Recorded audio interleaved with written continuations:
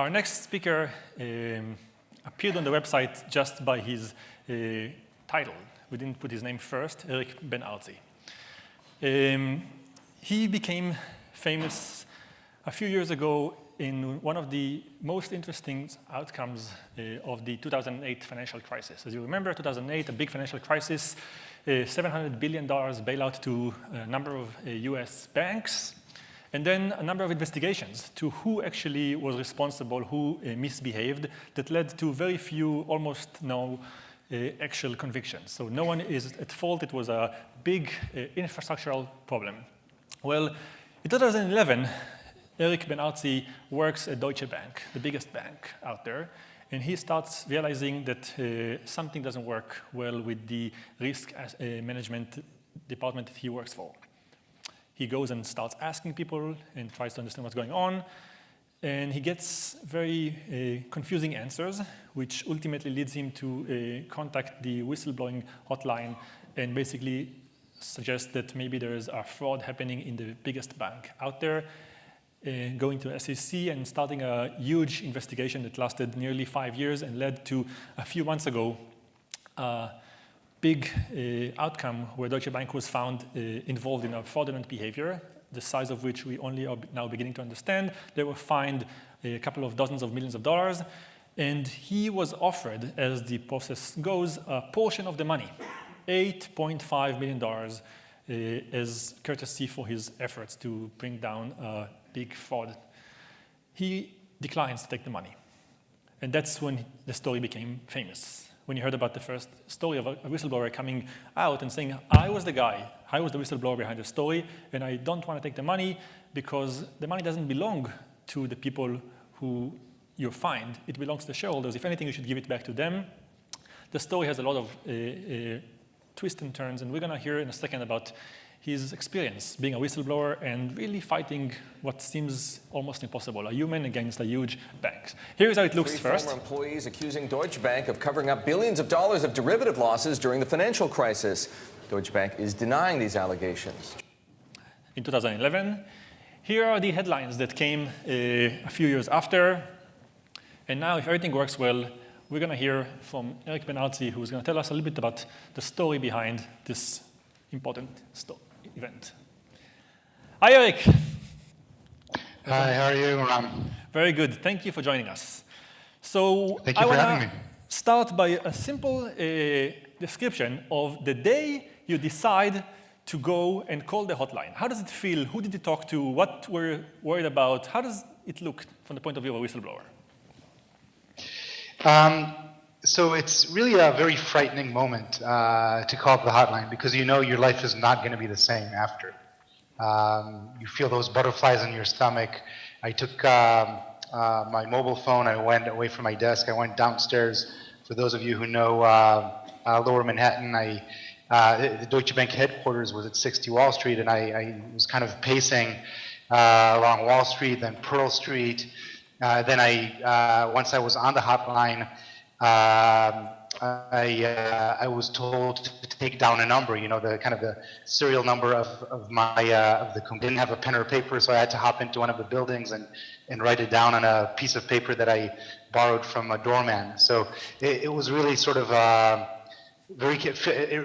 remember it as being very chaotic and very frightening, very upsetting. Who did you talk to about that? So I know that you were working there, and you're working in the risk management department. Who of your colleagues knew about the problems, and how did they respond? So a number of colleagues knew that there was something going on. Nobody had a full picture, except for, it turns out there was another whistleblower who apparently blew the whistle about very similar issues, the same portfolio, possibly the same things, but maybe some other things as well. I'm not familiar with the exact complaint. But of the colleagues that I spoke to, many of them, people at my level, people one level above, were aware of other issues, were aware maybe of this issue vaguely. But there was definitely a sense of general concern and dysfunction within the department, which caused my concerns to be aggravated, caused me to be more concerned, really. So I know that the world of derivatives is pretty complex, but can you explain to us somehow what was the nature of the problem that you encountered and how did you know that something not okay there? Yeah, so in a nutshell, for those of you who know a little bit of finance, they took this complex derivative, they marked to market half of it, the positive half, and the negative half, they said, we're not marking that to market, we're just going to set it at zero. Or to be more technical, that negative half was a bunch of options, a huge amount of options that they sold on this credit derivative portfolio, and they marked those options at zero. At the height of the crisis, this was worth north of $10 billion by my various estimates. When I was there, it was probably hundreds of millions, maybe $1 billion. It was still very significant when it came to, for instance, setting bonuses or setting the financial health of the bank. Maybe one way to think about it, if you don't know much about finance, is that the bank essentially had like a car dealer that had a parking lot full of these used Kias, and you could argue about the value of a used Kia. Is it worth $1,000, $2,000? But it's certainly a used Kia. You cannot say that it's a brand new BMW. And Deutsche Bank pretended like it had a parking lot full of brand new BMWs, all worth $100,000. So that's in a nutshell what happened there. So you go there and you realize that there's a lot of Kias there that are valued as BMWs. What do you do first? Did you talk to someone in the company? Did you try to understand what's going on before you actually went to the hotline? Absolutely, yeah. Before going to the hotline, I really ascertained this. It's a very serious step. So I made sure that I was in a group that was relatively removed from the trading desk and also from the actual finance department where the financial reports officially get signed off. So my initial assumption was that things were nice where a lot of these my department, people in other groups of them, there were closer to the portfolio.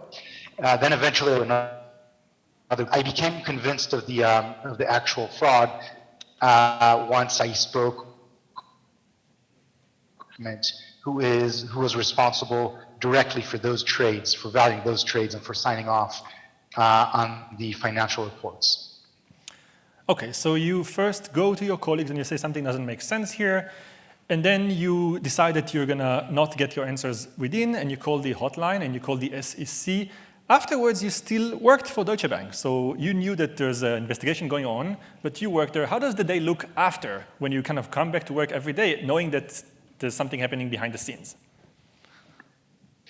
Well, there's some tension, obviously, with the superiors, but with my colleagues, none of them really knew what was going on. Again, the people, either the chain of compliance, or those people the same. There were some going around. There was the general department, but I would say that was kind of a strange. Some things went on the same, and then there was this big thing that was going on that was really not normal. Okay. But in the meantime, I should say that since I was pressing this issue with my management and with compliance, meetings were arranged with other people in the finance department, and so these meetings became increasingly acrimonious. I was accused of trying to bring down the bank. But these are sort of insulated from the rest of the activities, the rest of my colleagues in the department.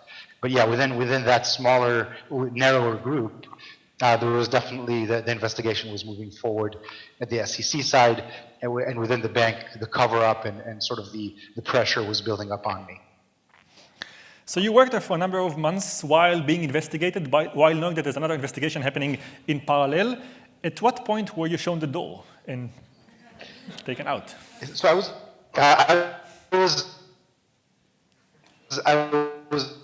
fired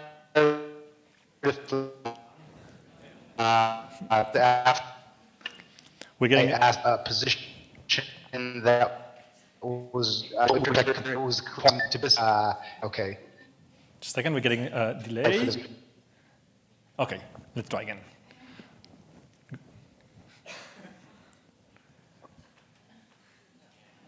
Oh. I can tell what I know of your story while we try to recover. Okay. Continue. Yeah, sorry. You're good. So essentially, once it became clear that I was, once it became clear that I'm not going to shut up, and that I would go up with showed me the door. I'm going to repeat just in case, because I know the story, but I'm going to make sure that while they fix the video, or maybe going to lose the video, that you basically stayed there for a few more months and then offered a job in a different, or was competing for a job in a different office in Berlin and was told, no, sorry, there's no more offering, and then you left the job. And if I understand correctly, being fired just before the bonus time in financial companies actually is a signal to other companies that you did something poorly. So you had a pretty hard life afterwards, getting a job and basically keeping the story silent on one hand while knowing that there's like a big strain on your life. How did life look when you leave the job and you know that you're a hero on one hand, but actually no one can know about it? Life was very difficult after that in terms of continuing it the way it was before.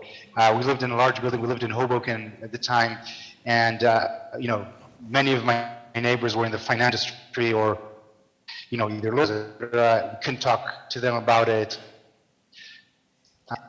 We couldn't really afford the rents anymore, and in Manhattan or Hoboken, just as expensive. We really had to leave. There was private school for my son. It was just we couldn't really afford that anymore. So really your life has turned out that happened to you. I know that it happens to people who aren't whistleblowers as well, and they face the same difficulties. But I think we were going to manage this okay. But I think over the years, life had become more and more difficult, and I was surprised at how difficult it was to find another job. I tried to find a job in tech and the West Coast. That was difficult. In the end, I had to return back to Israel to find a job that was adequate. And here, actually, interestingly, it was easier to find a job than it was in the U.S. Okay, we're getting the signal good now, so I'm going to keep it. We're debating whether to keep you with video or not, but for now, I think we're good. So we're going to try one more minute of this if we decide. So, okay, so you're now trying to get a job, but basically everyone is suspicious of a guy who leaves or gets fired from a big bank just before the bonus time, so everyone knows that something is not right with you. You're kind of a toxic person in the financial industry, and you're also in the midst of a huge investigation. Were you paranoid? Were you worried that your phone is tapped, that every van that parks outside your house in the middle of the night could be someone trying to end this investigation? Like, how worried were you as a person going through this particular story? So there are times when you become a little more paranoid than others. I think when you're tired and stressed, it's easy to become paranoid. I was concerned about the privacy of my mail account and being tapped. So I increased the security of my Gmail account. I tried to have meetings in person rather than by phone when I could. I did look a little more carefully when I crossed the street. But other than that, there's really not much you can do, and the daily life did go on. So But I was careful, especially when we're still in New York. Mm-hmm. I did look, behind my shoulder to see who's watching, who's listening to my conversation, etc. Okay, so that's phase one of the story, and in theory, everything should work well because you highlighted a big fraud, and now it's investigated. But actually, you learned a few years into this that the SEC is about to close investigation. What did you do then, and how did you decide that you're going to actually get involved yourself and make it come back to life when they're about to close it? So once we learned, or we had credible information that the SEC was going to close down the investigation, that's when I got in touch with the Financial Times. So it became clear that this story has to be opened up and made public. And it was pretty intense work that lasted over several months with a number of top-notch financial reporters, investigative reporters at the Financial Times, who essentially investigated the story. They found the other whistleblower. They found yet another whistleblower who was anonymous, who were unknown to us until that point. And they really were able to confirm the allegations. They brought out a significant amount of new information, of new evidence. So that really turned the investigation around and really, I would say, saved the day from my perspective. The investigation leads to a big outcome, as we know. Deutsche Bank at some point claimed that they might go solvent, the biggest bank in the world, because of this particular case. Then you get the call that you're actually going to get $8.5 million for your work. How does this day look? So I would say this. First of all, this is, in a sense, it's my work, but in another sense, this is kind of a strange thing. This whistleblower award, because it's sort of you get it for helping solve a crime, and yeah, that's sort of part of your work, but not exactly. So it feels very strange. I would have much preferred to have Deutsche Bank call me up and say, thank you for helping us. Thank you for doing your job as a risk manager, and thank you for helping us expose this fraud, at least from the new management, and for them to, for instance, to rehire me or to offer me an award of that type or a bonus. That didn't happen. The problem here with the award that the SEC is giving is that it's an award out of a fine that was imposed on the shareholders. Now, in a case of accounting fraud, it's the shareholders who are the victims, and the culprits, the perpetrators, are the management. Management here got away with their bonuses. They retired very wealthy. They did not have to admit to anything. Some of them did not retire. Some of them are still active street, so they could potentially do even more harm. And maybe the worst part of it is that some of these executives, some of the Deutsche Bank executives, are themselves former and current, were themselves during the crime. They were former and future top SEC enforcement lawyers. In other words, the prosecutors, the cops, are also the robbers here. So it felt as though crime. It felt as though I saw a robbery. I called the cops.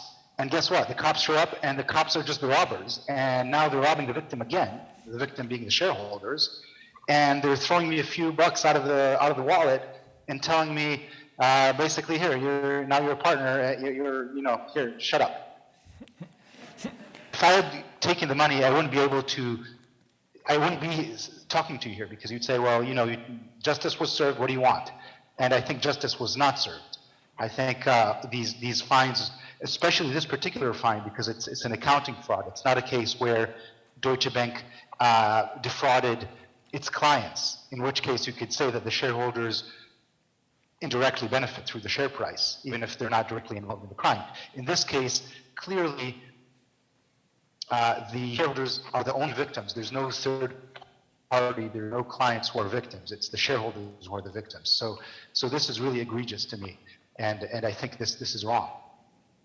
So you sit at home.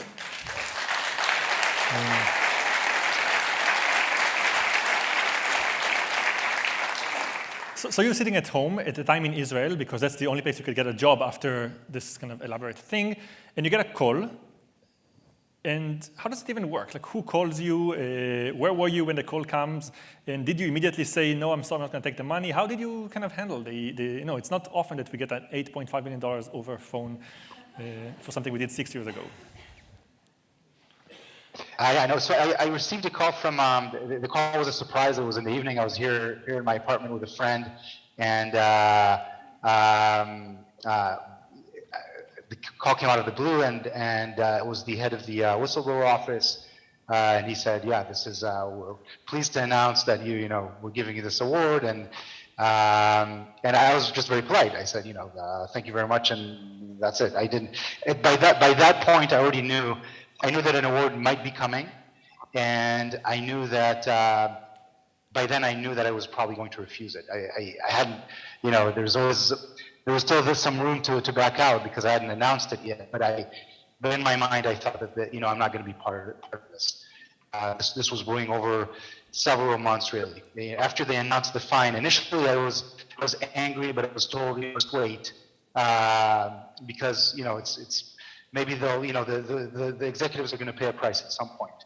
And then I just saw during here between the announced fine and the announcement of my award. During that year, I saw the executives one after another depart.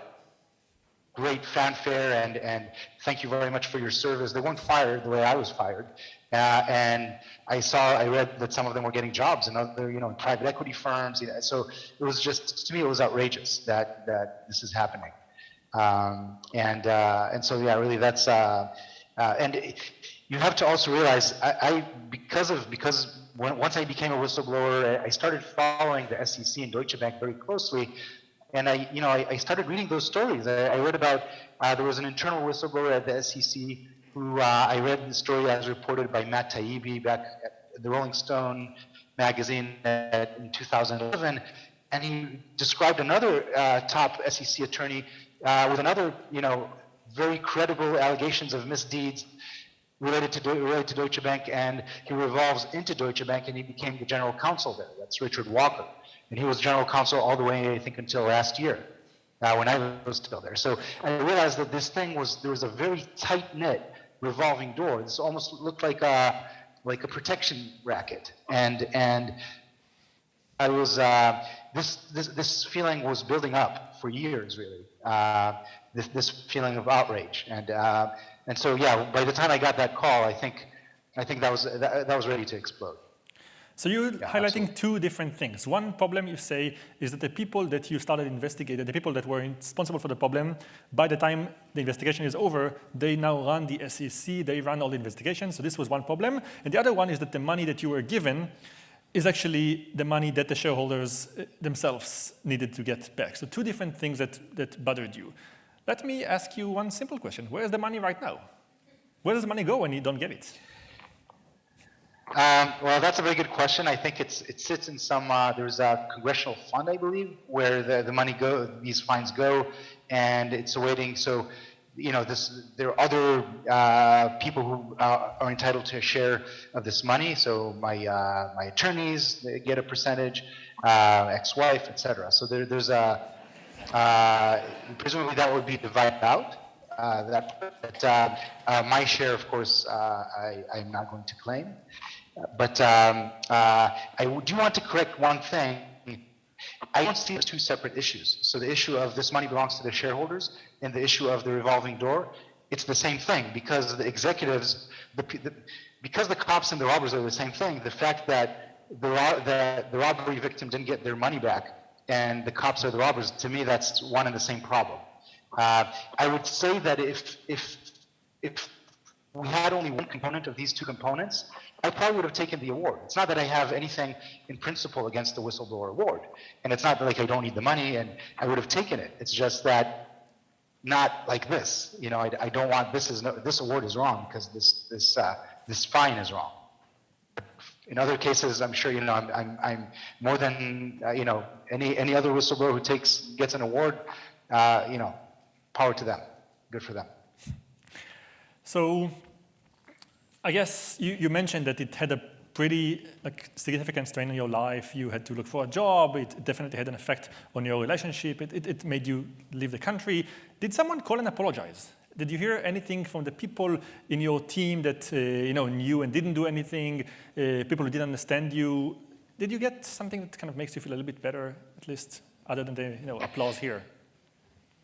Well, I do get. So what makes me feel better is that I know that I'm fighting the good fight, and during this voyage, these years,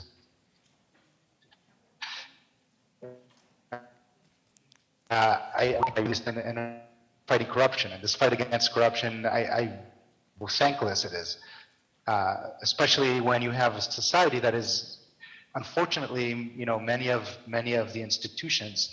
In the U.S. in particular, I think throughout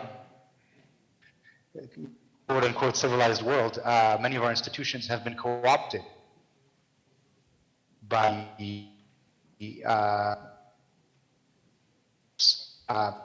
but that's the thanks that I got. I would have, I'm sad that I didn't get any thanks from the new management at Deutsche Bank. I was hoping that would happen because they're claiming house. That did not happen. I did get thanks from the SEC Office of the Whistleblower, so I should mention that. And I'm thankful for the thanks. It's just that I'm not really happy with the find. But yeah. Well, I think the people here are pretty impressed. Gauging, you cannot see, I think, everyone, but I think telling you this is like an impressive story. And I think that there's a question in our time: how do heroes look? And I think that you embody that very nicely. Thank you so much for doing this. Thank you. Thank you.